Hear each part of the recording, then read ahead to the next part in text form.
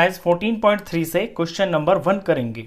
Name any two figures that have both line symmetry and rotational symmetry. Exercise 14.1 के अंदर आपने line symmetry पढ़ी है, एक्सरसाइज 14.2 के अंदर आपने रोटेशनल सिमेट्री पढ़ी है, एक्सरसाइज 14.3 के अंदर आप दोनों से रिलेटेड क्वेश्चंस करोगे। क्वेश्चन नंबर में कहा है ऐसी कोई भी दो फिगर्स बताइए जिनमें लाइन सिमेट्री भी है और रोटेशनल सिमेट्री भी है।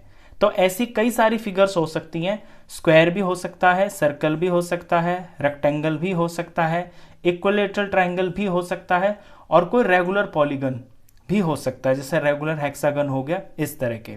अब एक स्क्वायर का ही एग्जांपल ले लीजिए, जैसे कि एक स्क्वायर है, स्क्वायर के अंदर लाइन सिमेट्री भी होती है।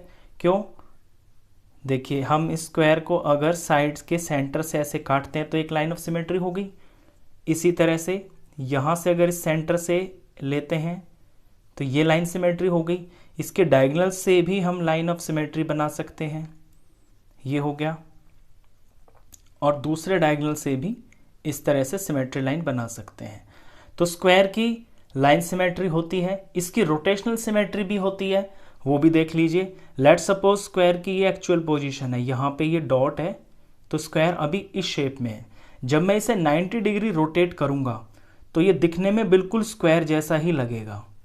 इसे जब मैं 90 डिग्री रोटेट करूंगा, इस तरह से ऐसे घुमा दूंगा तो ये बिल्कुल स्क्वायर जैसा ही लगेगा। ये डॉट यहाँ पे आ जाएगी। और इसे जब मैं फिर से रोटेट करूंगा 180 डिग्री के ऊपर, तो ये फिर से स्क्वायर ही दिखाई देगा आपको। ये डॉट फिर यहाँ आ जाएगी। और जब इसे फिर से रोटेट करेंगे तो फिर भी ये आपको स्क्वायर जैसा ही दिखाई देगा, फिर ये डॉट यहाँ पे आ जाएगी। ये मैंने 270 डिग्री को रोटेट कर दिया। और जब इसे फिर से रोटेट करेंगे तो पूरा 360 हो जाएगा, तो फिर से ये स्क्वायर जैसा ही दिखेगा और ये अपनी एक्चुअल पोजीशन पे आ जाएगा।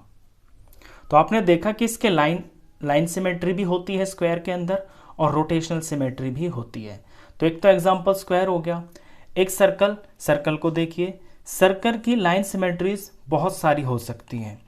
जब सर्कल को हम सेंटर से इस तरह से इसे डिवाइड करते हैं तो दोनों पार्ट्स बिल्कुल सेम आइडेंटिकल लगते हैं, और इस पार्ट को इसके ऊपर ऐसे घुमा के फोल्ड करेंगे तो ये ओवरलैप करेगा। जो डायमीटर होता है वो इसकी लाइन सिमेट्री होती है। तो इसके अंदर तो हम बहुत सारे डायमीटर्स बना सकते हैं। सेंटर से गुजरती हुई कितनी भी इसके अंदर लाइन ऑफ सिमेट्रीज हम बना सकते हैं। तो इसमें लाइन सिमेट्री भी है और रोटेशनल सिमेट्री भी इसकी है। इसमें रोटेशनल, आप इसको सर्कल को किसी भी डिग्री पे घुमाइए, मतलब थोड़ा घुमाइए, ज़्यादा घुमाइए, कितना भी घुमाइए, हर बार आपको ये सर्कल ही दिखाई देगा। कितने भी डिग्री पे आप इसको घुमाना, ये आपको सर्कल ही दिखाई देगा। तो इसकी लाइन सिमेट्रीज भी हैं और इसकी रोटेशनल सिमेट्री भी है।